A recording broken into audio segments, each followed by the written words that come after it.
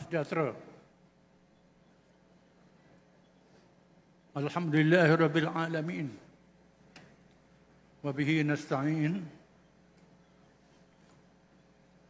Wassalatu wassalamu ala Rasulillah wa ala alihi wa sahbihi wa man wala.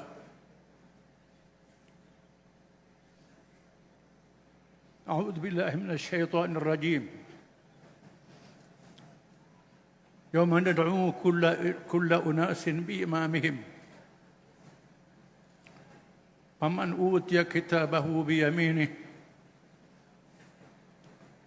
Fa ulaika yaqra'una kitabahum wa la yuzlamuna fatila. Faman kana fi hadhihi a'ma fa huwa fil akhirati a'ma wa adallu sabila. Surah Al-Isra ayat 71 hingga 72.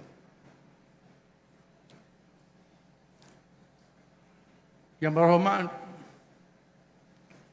Tan Sri Datuk Haji Muhyiddin Yassin, Presiden Perikatan Nasional, Yang berhormat Senator Dr. Dominic Timbalan Presiden,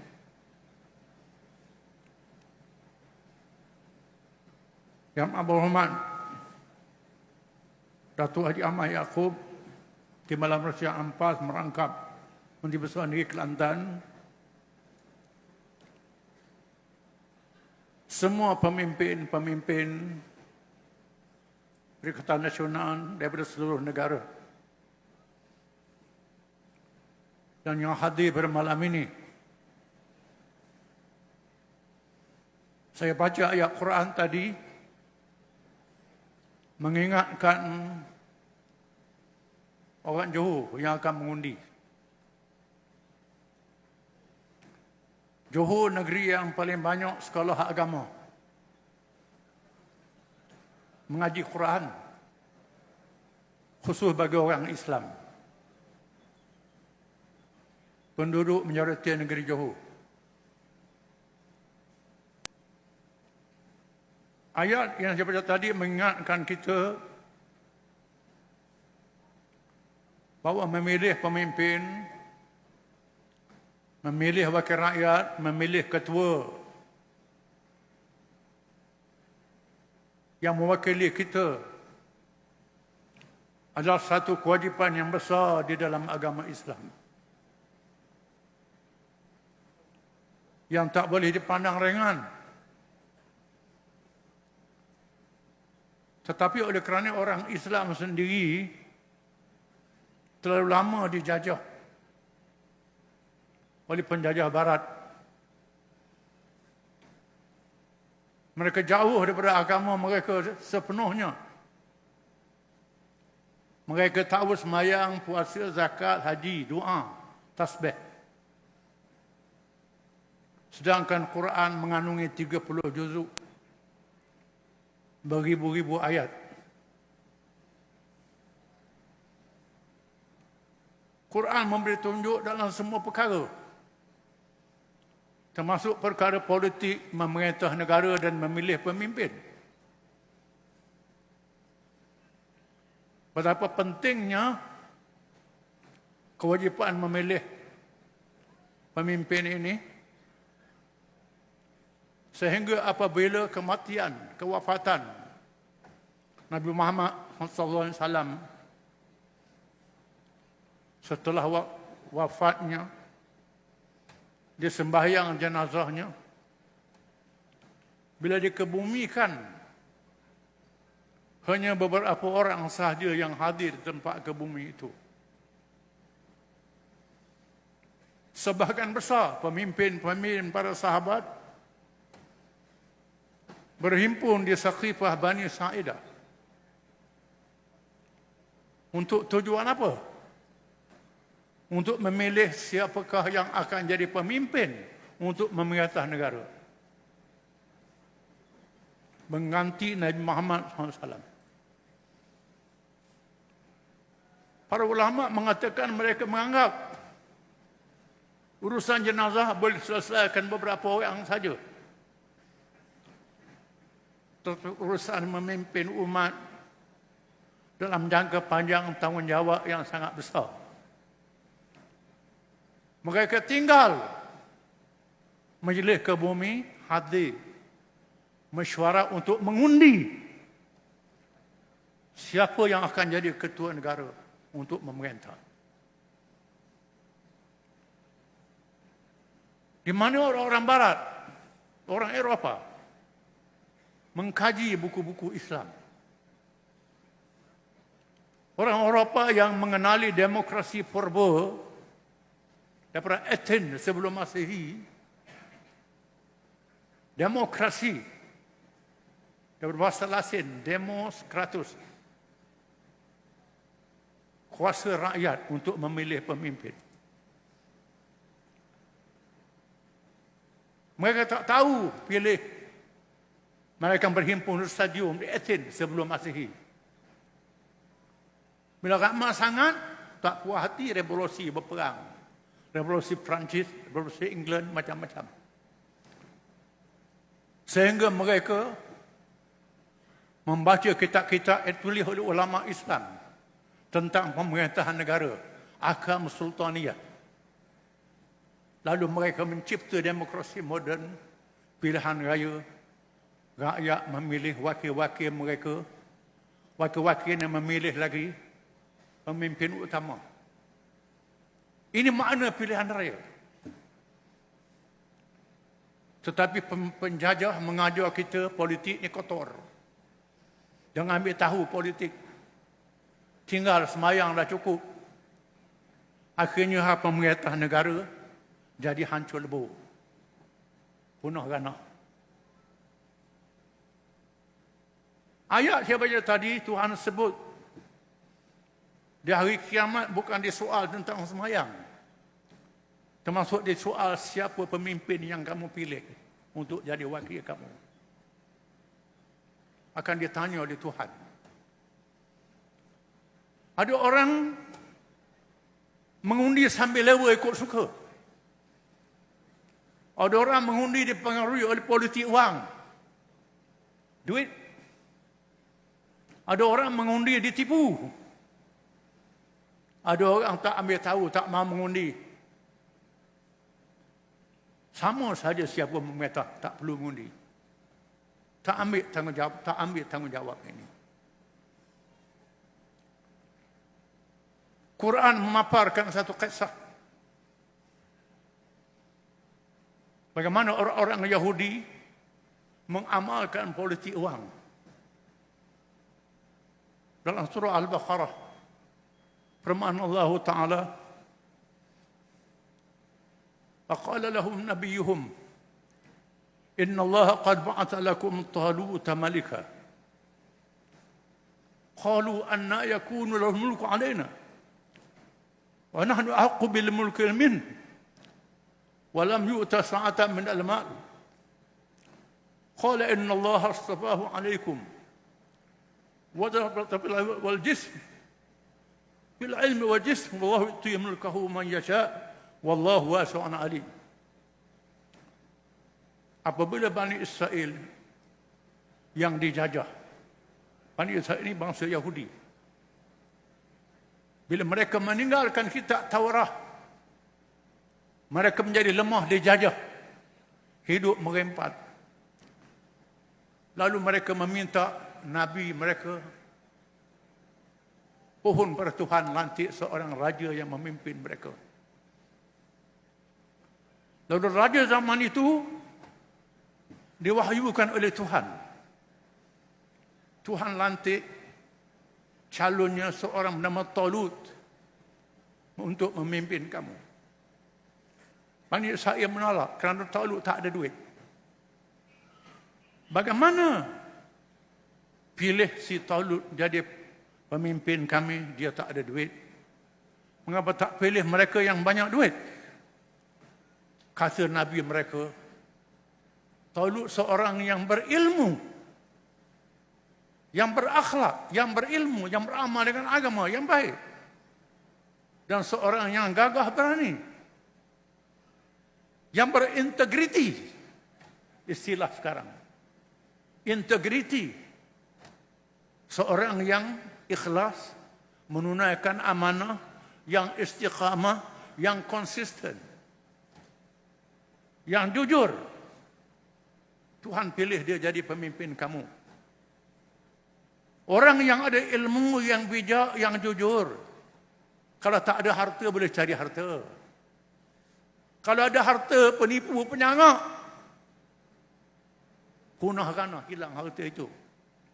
Tak ada faedah. Tuhan pilih Talut.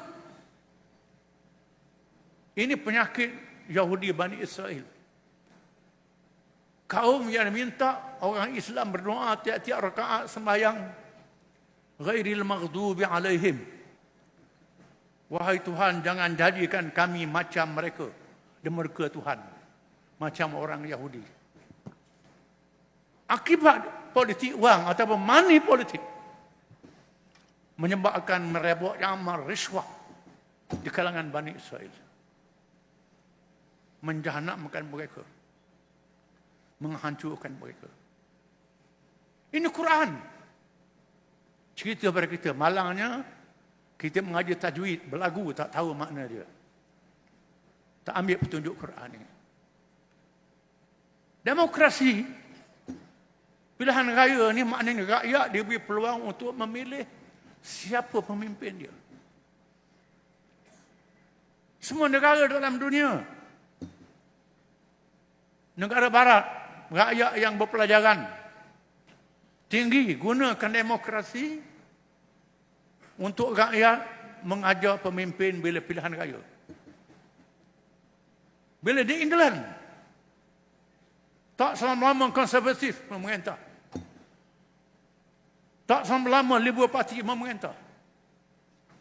Di Amerika, tak selama-lama Demokrat memerintah.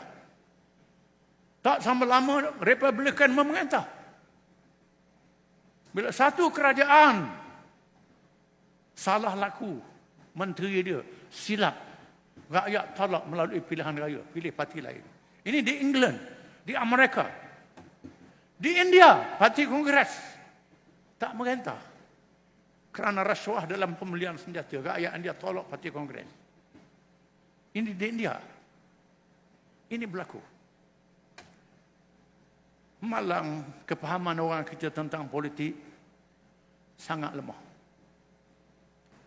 Alhamdulillah, Allah Ta'ala mengajar kita. Baru-baru ini pilihan raya ke-14. Setelah kita memberi kepercayaan kepada Barisan Nasional, terahnya UMNO selama 60 tahun lebih. 60 tahun lebih, tak ubah-ubah UMNO. Barisan Nasional, Perikatan. Kecuali di Kelantan, di Terengganu. Di Sabah.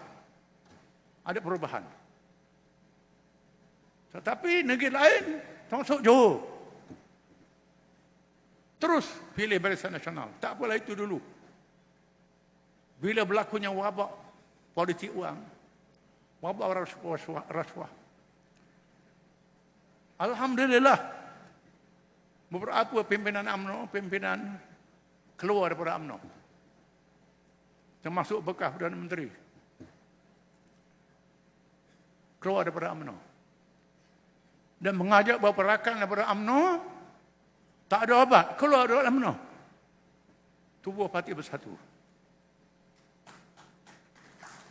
Tubuh parti bersatu.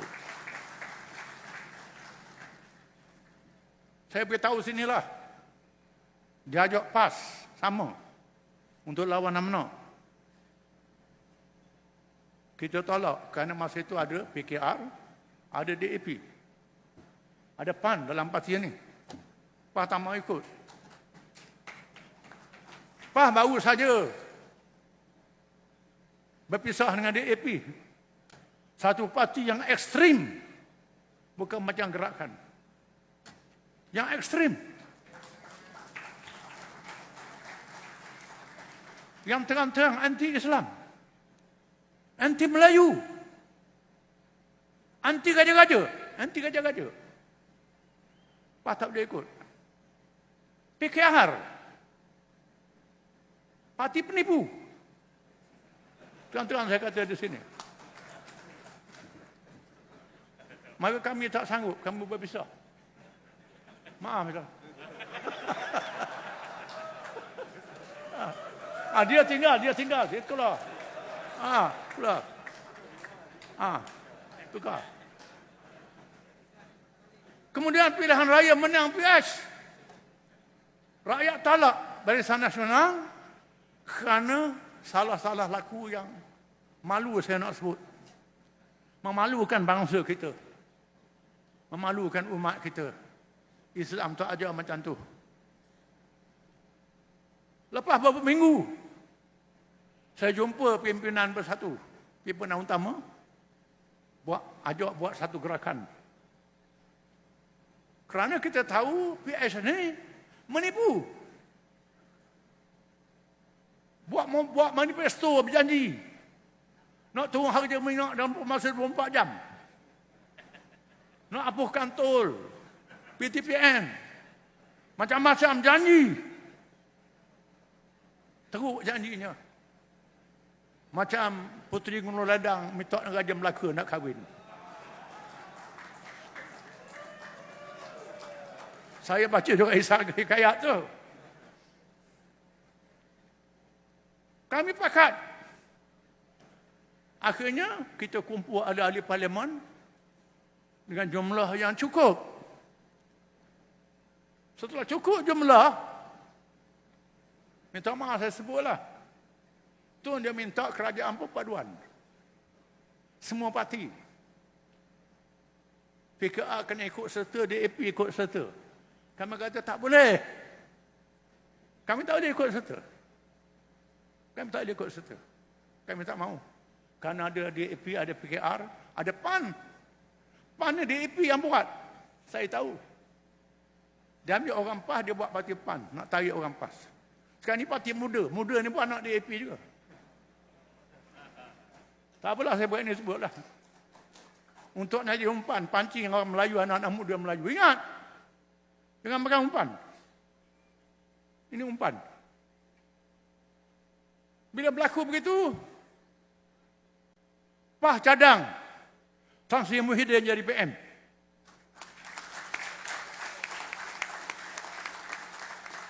Saya masih ingat lagi Tan Sri kata saya tak minta. Tan Sri kata saya tak minta jawatan. Saya tak minta. Tak, kena Tan Sri ganti. Maka pilih Tan Sri, kita berjaya mengubahkan kerajaan.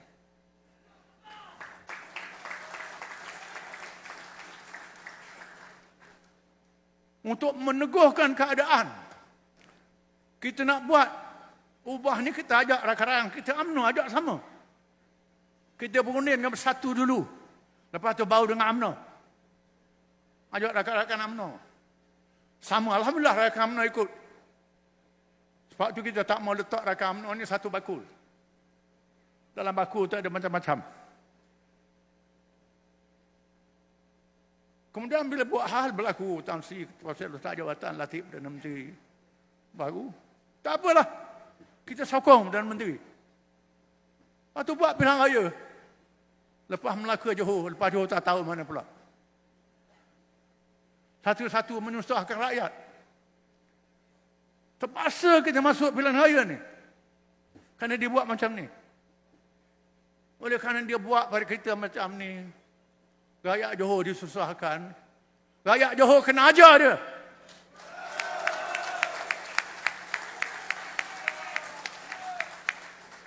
Jangan dicucuk hidung, kena ajar dia. Beri kepercayaan kepada Perikatan Nasional.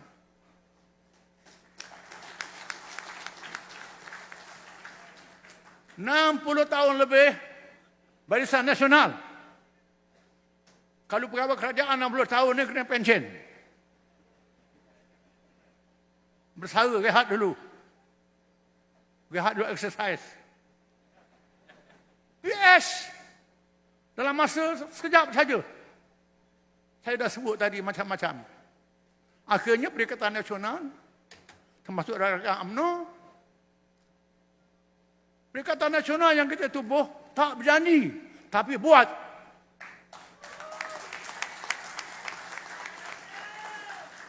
Masa kita ambil alih, tak ada manifesto. Kita buat apa yang kita nak buat. Melalui pandemik COVID, wabak yang melanda negara kita terpaksa kita hadapi. Bila mari wabak, kita dipersalahkan. Mari banjir besar, kita dipersalahkan. Banjir ni hukum Tuhan, wabak hukum Tuhan. Nak uji kebijaksanaan kita. Alhamdulillah, kita tunjukkan kebijaksanaan menghadapi wabak, menghadapi bencana. Kita tunduk dan kita berjaya menolong keperitaan, kesusahan rakyat. Tapi dia gunakan media sosial ni seolah-olah wabak ni di Malaysia, negara lain tak ada. Di Malaysia aja ada. Dia kata nasional tak mampu nak hadapi masalah wabak. Padahal seluruh dunia yang tipu wabak ini, bukan Malaysia saja menghadapi masalah ini. Kita duduk dalam dunia bukan? Sama dengan dunia lain lah. Seolah-olah kita dalam dunia lain. Kesusahan wabak ni nak salahkan kita. Alhamdulillah, Perikatan Nasional dapat menunaikan tanggungjawab dengan sebaik-baiknya.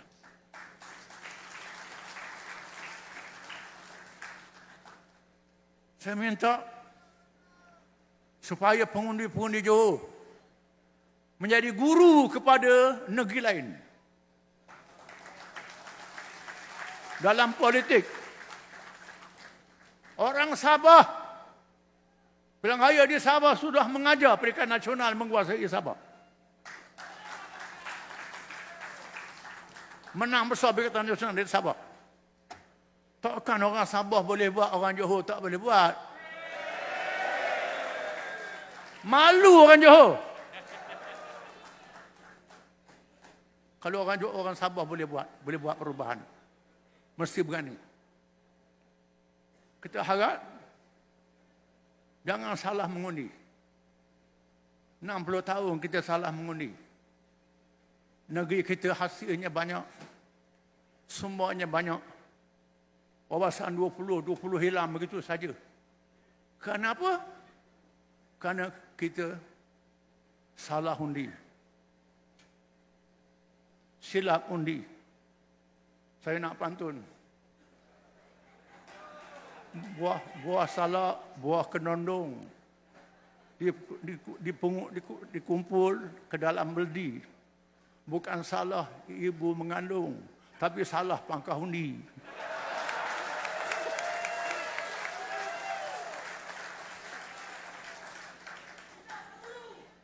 Alhamdulillah. Jadi, insya-Allah Pilihan Raya nanti pilih calon-calon kita Perikatan Nasional. Beri mandat pada kami, beri kepercayaan pada kami. Kami dah tunai dalam masa kita menyentuh sekejap saja. Kita buat, kita nak sambung lagi, beri peluang. Kita bukan parti yang berjanji, parti yang menunai, yang membuat, yang melaksanakan. Maka saya harap benar-benar rakyat Johor akan memberi kepercayaan kepada Perikatan Nasional. Kalau menentang melayani dulu orang Johor, tempat lahirnya UMNO, kita harap kali ini Johor melahirkan Perikatan Nasional yang memerintah negeri yang kuat. Tukar. Cukup sekadar itu, tak boleh panjang sangat. Wassalamualaikum warahmatullahi wabarakatuh. Perikatan! Perikatan!